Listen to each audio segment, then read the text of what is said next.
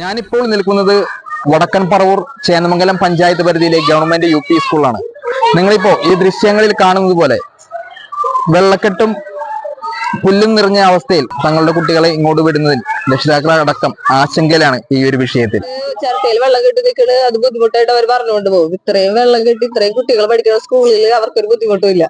എത്ര പ്രാവശ്യം നമ്മൾ അപേക്ഷ വെച്ചോണ്ടിരിക്കുന്നു ഈ വെള്ളക്കെട്ടൊന്ന് ഒഴിവാക്കി തരാൻ നടപടി അവർക്ക് സ്വീകരിക്കാൻ പറ്റിയിട്ടില്ല. കൂടി നമ്മൾ അപേക്ഷ കൊടുക്കുന്നുണ്ട് പഞ്ചായത്തിലോട്ട് അപേക്ഷ. ഇപ്രാവശ്യത്തെ PTA മീറ്റിംഗ് കൂടിയപ്പോഴും ഇതേപോലെ എത്രയും എന്ന് മീറ്റിംഗ് കൂടിയാൽ നമ്മൾ പറയുന്ന കാര്യമുള്ളത് ഈ വെള്ളക്കെട്ട് ഞങ്ങൾക്ക് ഒഴിവാക്കി തരണം എന്നുള്ളത്.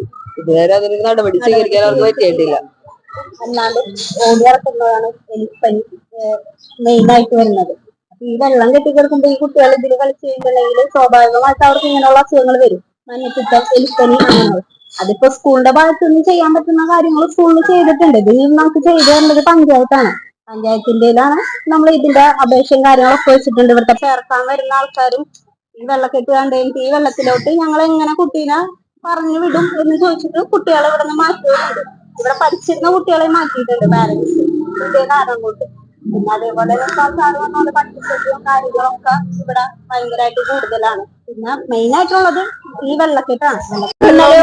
വെള്ളം പെയ്തല്ല, ഇത് കുറെ ദിവസമായിട്ട് ഇവിടെ കിടക്കുന്ന വെള്ളമാണ്. കുറെ ദിവസമായിട്ട് കിടക്കുന്ന വെള്ളം ചെറിയ ഷീറ്റൊക്കെ കെട്ടി മതിലിന്റെ പണിയായാലും ഈ വെള്ളക്കെട്ടിന്റെ ബുദ്ധിമുട്ടായാലും നമുക്ക് എത്രയും പെട്ടെന്ന് പഞ്ചായത്തിൽ നിന്ന് ചെയ്തു തന്നു കഴിഞ്ഞാലാണ്. കാരണം എന്ത് കാര്യങ്ങളും പഞ്ചായത്തിലോട്ടാണ് നമുക്ക് വരുന്നത്. പഞ്ചായത്ത് അത് പാസ്സാക്കിയിട്ടാണ് നമുക്ക് പിന്നെ ചെയ്തു തരുന്നത്.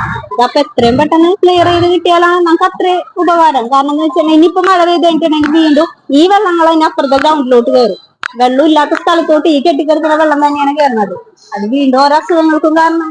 ഇവിടുത്തെ ഈ അന്തരീക്ഷം കണ്ടിട്ട് ഇവിടെ ചേർക്കാൻ വന്ന പല രക്ഷിതാക്കളും കുട്ടികളെ വേറെ സ്കൂളിലേക്ക് മാറ്റി. ഇവിടെ പഠിച്ചിരുന്ന കുട്ടികളെ പോലും ഇവിടെ നിന്ന് മാറ്റി ചേർത്തതിന് ശേഷവും ഇവിടെ നിന്ന് മാറ്റി കൊണ്ടുപോയിട്ടുണ്ട്. വേറെ സ്കൂളിലേക്ക് മാറ്റി ചേർത്ത്. വെള്ളം കയറി വണ്ടിയാണ് നമുക്ക് ഓടിക്കാൻ പറ്റുന്ന അവസ്ഥയിലാണ് കിടക്കുന്നത്. കുട്ടികൾക്ക് സാധാരണക്കാരായ കുട്ടികളോട് പഠിച്ചുകൊണ്ടിരിക്കുന്നത് ടെസ്റ്റിലേക്ക് വന്നുകൊണ്ടിരിക്കുന്നത്. ഇതുവരെ നടപടി നമ്മൾ അപേക്ഷ വെച്ചിട്ടൊന്നും അപേക്ഷ ഇതുവരെ നടപടി സ്വീകരിക്കാനായിട്ട് പറ്റിയിട്ടില്ല. നവകേരള സമിതി നമ്മൾ ഇതിൽ അപേക്ഷ വെച്ചിട്ട് അത് റെഡി ആയിട്ട് ഇതൊക്കെ പഞ്ചായത്തിൽ നിന്ന് അറിയിച്ചെങ്കിലും ഇതുവരെ അതിന് ഇതിന്റെ തുടർ നടപടികൾ എന്താണെന്നൊന്നും അറിയിച്ചിട്ടില്ല.